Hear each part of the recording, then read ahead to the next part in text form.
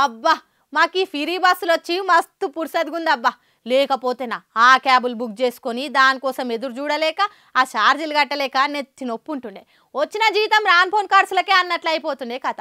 మా సొంటోళ్ళు ఉండ్రు కాబట్టి ఈ ఫ్రీ బస్సు గ్యారంటీ పథకం సక్సెస్ఫుల్గా నడుస్తుంది. మరి ఎవరయ్యా ఆడోళ్లను ఇంట్లోనే ఉంటుర్రు గిన్నెలు గిలాసలు దోముకుంటా బతికిడుస్తుండ్రు అన్నది? పాపం ఆళ్ళు కూడా మొగోళ్ళ లెక్కనే మస్తు కష్టపడుతుండ్రు. అన్ని రంగాలల్లా మొగోళ్ళతోని సమానంగా కష్టపడుతుండ్రు. ఎవలో చెప్పుడు కాదు, బయట ఓసారి చూడుపోండ్రి మీకే తెలుస్తుంది. అట్లా కూడా డౌట్ ఉంటే ఆర్టీసీ బస్సులలో చెకింగ్ చేయుండ్రి. బస్సుల సగానికి ఎక్కువ ఆడోళ్లే కానొస్తారు. మొత్తం ఆడోళ్లే నిండిపోయి మొగోళ్ళకి తక్లీఫ్ అవుతుందని డిమాండ్ చేస్తే గా నడుమొక 2 రోజులు మొగోళ్ళ స్పెషల్ బస్సులు కూడా తిప్పిండ్రు. అయితే ఈ పథకంతోని ఆర్టీసీ మీద బాగానే భారం పడుతుందని చెప్తున్నారు ఆఫీసర్లు. ఇక ఆ భారం గీరం సర్కార్ చూసుకుంటది గాని మహాలక్ష్మి పథకం ద్వారా ఏర్పాటు చేసిన ఫ్రీ బస్సులతోటి ఆడోళ్ళని గమ్యానికి చేర్చుట్లా హైదరాబాద్ రీజియన్ నెంబర్ 1 ప్లేస్లుందట. జిహెచ్ఎంసీలా మొత్తం కలిపి 2670 బస్సులున్నాయట. అందులో హైదరాబాద్ రీజియన్ కెళ్లి 1410 నడుస్తున్నాయి. గ్రేటర్ జోన్ లా ఆర్టీసీ బస్సుల దినం 14.50 లక్షల మంది ఆడోళ్లు జర్నీ చేస్తురట. ఈ లెక్కన మహాలక్ష్మి పథకం ద్వారా ఆడోళ్ళని గమ్య స్థానాలకు చేర్చుతున్న రీజియన్లల్లా